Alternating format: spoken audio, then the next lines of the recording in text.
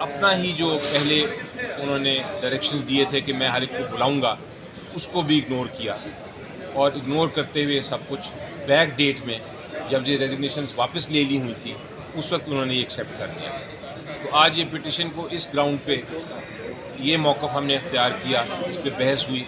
عدالت نے سننے کے بعد ریٹ پٹیشن آج ایکسیپٹ کر لی ہے۔ ایکسیپٹ کرنے کے بعد یہ بھی کہا ہے کہ جواب دیں جو اسپیکر صاحب ہیں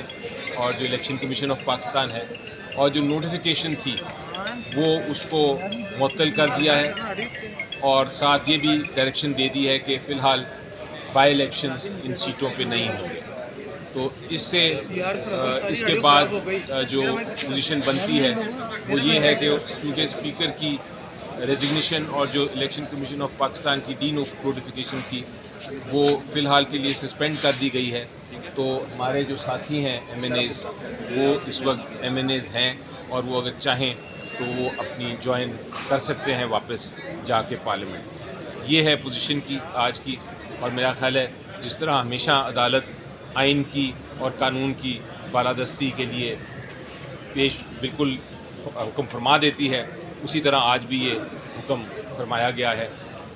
اس کے علاوہ کوئی سوال ہو تو مجھے پوچھ لیجیے۔